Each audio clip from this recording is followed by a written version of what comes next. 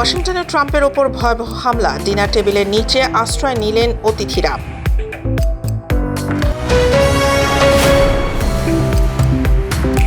ইসলামাবাদে শান্তি আলোচনা ব্যর্থ, ইরান যুদ্ধে ট্রাম্পের কঠোর হুঙ্কার ও বিশ্বজুড়ে উদ্বেগ।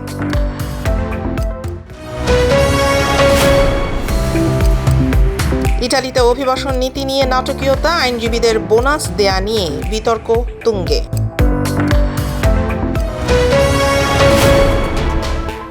ওয়াশিংটনের সবথেকে অভিজাত অনুষ্ঠান হোয়াইট হাউস করেসপন্ডেন্টস ডিনার পরিণত হল রণক্ষেত্রে, যখন শত শত সাংবাদিক, সেলিব্রিটি এবং শীর্ষ সরকারি কর্মকর্তারা প্রেসিডেন্ট ট্রাম্পের ভাষণের অপেক্ষায় ছিলেন। ঠিক তখনই হোটেলের সিকিউরিটি চেকপয়েন্টে শুরু হয় গোলাগুলি। আতঙ্কে অতিথিরা টেবিলের নিচে আশ্রয় নেন এবং প্রেসিডেন্টকে দ্রুত নিরাপদ স্থানে সরিয়ে নেওয়া হয়। শনিবার রাত 8:36 ওয়াশিংটন হিলটন হোটেলের বলরুমের ঠিক বাইরে এই ভয়াবহ হামলাটি ঘটে। ক্যালিফোর্নিয়ার বাসিন্দা 31 বছর বয়সী কোল অ্যালেনকে হামলাকারী হিসেবে শনাক্ত করা হয়েছে। কর্তৃপক্ষের তথ্য মতে অ্যালেন একটি শর্টগান, একটি হ্যান্ডগান এবং একাধিক ছুরি নিয়ে সিক্রেট সার্ভিসের ম্যাগনেটোমিটার চেকপয়েন্টে অতর্কিত হামলা চালায়। হামলাকারী একা ছিল বলেই ধারণা করা হচ্ছে। সেখানে নিরাপত্তারক্ষীদের সাথে তার সরাসরি বন্দুক যুদ্ধ শুরু হয়। একসময় এক সিক্রেট সার্ভিস এজেন্ট খুব কাছ থেকে গুলিবিদ্ধ হন, তবে তার শরীরে থাকা বুলেট প্রুফ জ্যাকেট তাকে নিশ্চিত মৃত্যুর হাত থেকে বাঁচিয়ে দেয়। সিক্রেট সার্ভিসের পাল্টা গুলিতে হামলাকারী আহত হলেই তাকে হাসপাতালে ভর্তি করা হয়। ঘটনার পর হোয়াইট হাউসের ব্রিফিং রুম থেকে প্রেসিডেন্ট ট্রাম্প একটি জরুরি সংবাদ সম্মেলন করেন। তিনি বলেন, হামলাকারী ছিল একজন মানসিকভাবে অসুস্থ ব্যক্তি। সম্ভবত আমাকে লক্ষ্য করে এই হামলা করা হয়েছিল। তিনি আরও জানান যে চেকপয়েন্টের অফিসারদের বীরত্বপূর্ণ ভূমিকার কারণেই আজ এক বিশাল রক্তপাত এড়ানো সম্ভব হয়েছে। তবে ট্রাম্প ক্ষোভ প্রকাশ করে বলেন যে বর্তমান ভেন্যুগুলো খুব একটা নিরাপদ নয় এবং তার প্রস্তাবিত হোয়াইট হাউস বল রুম নির্মাণের প্রয়োজনীয়তা এখন আরও স্পষ্ট। যদিও প্রেসিডেন্ট ট্রাম্প চেয়েছিলেন অনুষ্ঠানটি চালিয়ে নিতে, তবে নিরাপত্তার খাতিরে পুরো ভেন্যু খালি করে দেওয়া হয়। সাংবাদিকদের সংগঠন জানিয়েছে আগামী 30 দিনের মধ্যে এই অনুষ্ঠানটি আবারও আয়োজন করা হবে।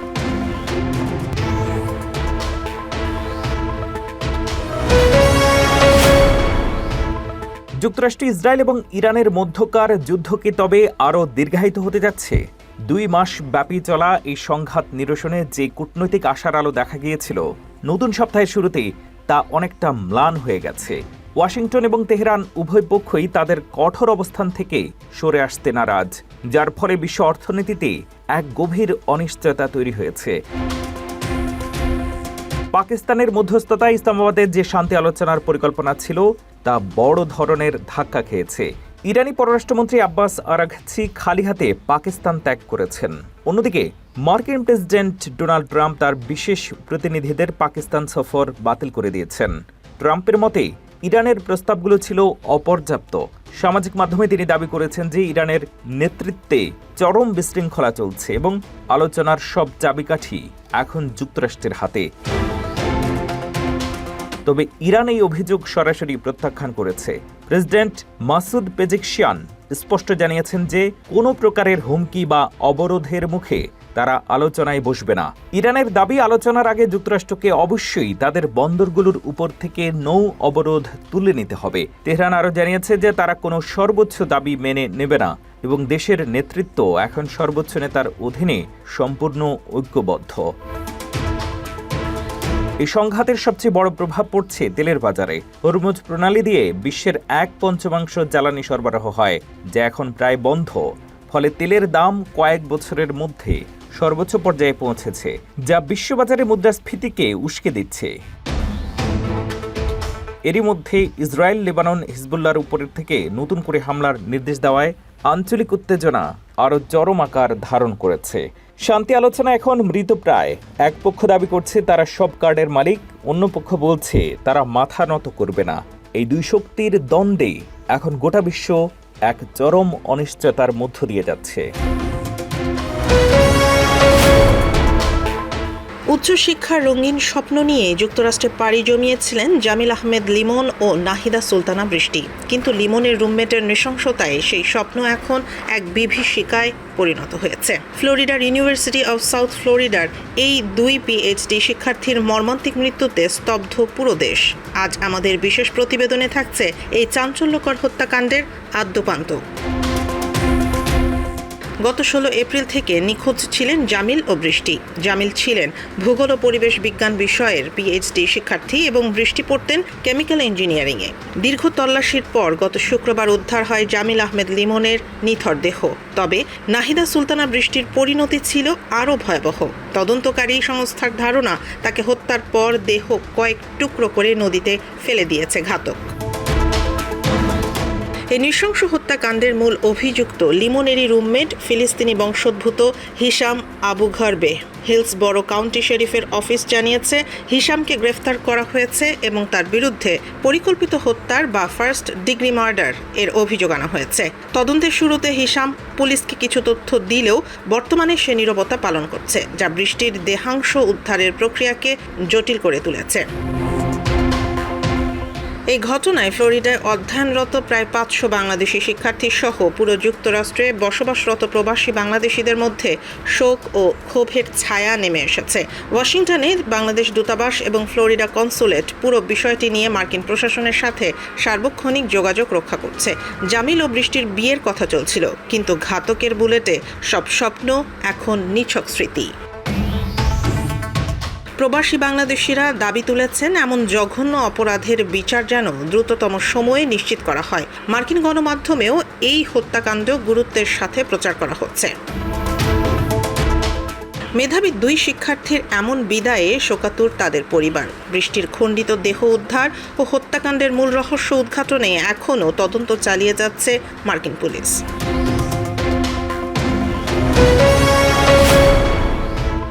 ইউরোপের চাকরিজীবীদের জন্য এক দুঃসংবাদ।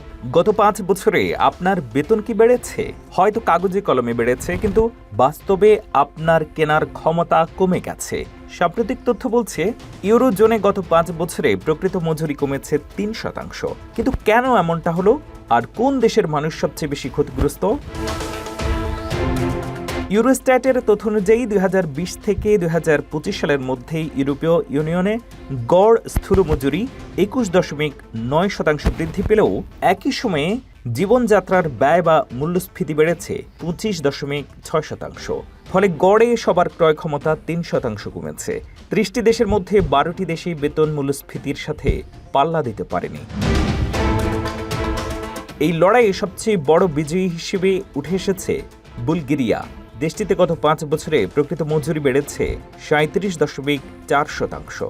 2023 সালে একটি নতুন আইন পাশ হওয়ায় সেখানে ন্যূনতম মজুরি গড় মজুরির অন্তত 50% করা হয়েছে। এছাড়া সার্বিয়া, ক্রোয়েশিয়া এবং লিথুয়ানিয়ায় বেতন বেড়েছে 20% বেশি। অন্যদিকে সবচেয়ে বেশি ক্ষতিগ্রস্ত হয়েছে ইউরোপের বড় অর্থনৈতিক শক্তিগুলো। এই তালিকার শীর্ষে আছে ইতালি, যেখানে মানুষের প্রকৃত ক্রয় ক্ষমতা কমেছে 9.2%। স্পেনে কমেছে 5.9%, আর জার্মানি ও ফ্রান্সে কমেছে প্রায় 3% বেশি। অর্থনীতিবিদরা একে বলছেন ক্যাচ আপ ইফেক্ট। বুলগেরিয়া বা রোমানিয়ার মতো দেশগুলোতে বেতন আগে খুব কম ছিল, তাই সেখানে দ্রুত বেতন বাড়ানো সম্ভব হয়েছে।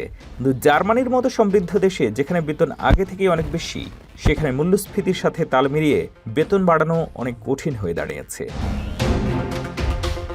2025 সালের হিসেবে ইউরোপে সবচেয়ে বেশি বেতন দেওয়া হয় লুক্সেমবার্গে, ঘন্টায় প্রায় 50 ইউরো, এবং সবচেয়ে কম বুলগেরিয়ায়, ঘন্টায় মাত্র 10.5 ইউরো। অর্থাৎ বৈষম্য কমলেও পশ্চিম এবং পূর্ব ইউরোপের মধ্যে এখনও এক বিশাল ফারাক রয়ে গেছে। গাজায় মানবিক সাহায্য পৌঁছে দেওয়ার নাম করে যাত্রা শুরু করা ফ্রিডম ফ্লোটিলা এখন আর কেবল ত্রাণের জন্য আলোচনায় নেই, বরং এই জাহাজবহর এখন উত্তাল এক বিশাল যৌন কেলেঙ্কারি আর প্রেমের গুঞ্জনে। জাহাজের ভেতরে বামপন্থী অ্যাক্টিভিস্টদের অনৈতিক কর্মকাণ্ডের অভিযোগ ওঠার পর থেকেই শুরু হয়েছে তুমুল বিতর্ক, আর এই আলোচনার কেন্দ্রবিন্দুতে রয়েছেন বিশ্বখ্যাত পরিবেশবাদী নেত্রী গ্রেটা থুনবার্গ। সুইডিশ গণমাধ্যমগুলোর দাবি 23 বছর বয়সী গ্রেটা থুনবার্গ এখন প্রেমের সাগরে ভাসছেন। তার দীর্ঘদিনের সঙ্গী আলোকচিত্রী ক্রিস কেবনের সাথে তার ঘনিষ্ঠতা এখন ওপেন সিক্রেট। গত গ্রীষ্মে সিসিলি উপকূলে এই জুটিকে একসঙ্গে সময় কাটাতে দেখা গেছে। এমনকি ইসরায়েলি জেল থেকে মুক্তি পেয়ে গ্রেটা যখন সুইডেন ফেরেন, তখন বিমানবন্দরে ক্রিসের সাথে তার উষ্ণ আলিঙ্গন নজর কেড়েছে সবার। হাউ ডেয়ার ইউ বলে বিশ্ব নেতাদের ধমক দেয়া সেই রাগী গ্রেটা এখন ক্রিসের বাহুডোরে অনেকটাই শান্ত। তবে প্রেমের খবরের আড়ালে ঢাকা পড়ছে জাহাজের ভেতরে ঘটা অন্ধকার অধ্যায়। এই অভিযানের অন্যতম নেতা ব্রাজিলীয় অ্যাক্টিভিস্ট থিয়াগো আভিলা এখন যৌন কেলেঙ্কারির মুখে। অভিযোগ উঠেছে জাহাজের নারী কর্মীদের সাথে তিনি অনৈতিক সম্পর্কে লিপ্ত ছিল। যদিও আভিলা একে বিপ্লবী ভাবমূর্তি ক্ষুণ্ণ করার ষড়যন্ত্র বলে উড়িয়ে দিয়েছেন। তবে এই ঘটনায় ফ্লোটিলার অভ্যন্তরীণ কোন্দল এখন চরমে। অ্যাক্টিভিস্টদের এই পারফরমেটিভ বা লোক দেখানো আচরণে ক্ষুব্ধ হয়ে খোদ গ্রেটা থুনবার্গ সেপ্টেম্বর মাসে নেতৃত্ব থেকে সরে দাঁড়িয়েছেন। বর্তমানে তিনি জাহাজ ছেড়ে ইউরোপে একটি তথ্যচিত্রের কাজে ব্যস্ত সময় কাটাচ্ছেন। এমনকি জাতিসংঘের বিশেষ দূত এই অভিযানের কার্যকারিতা নিয়ে প্রশ্ন তুলেছেন। সাহায্য পৌঁছে দেওয়ার এই মহান ব্রত কি তবে কেবলই ব্যক্তিগত আনন্দ আর রোমাঞ্চকর আড়ালে হারিয়ে যাচ্ছে?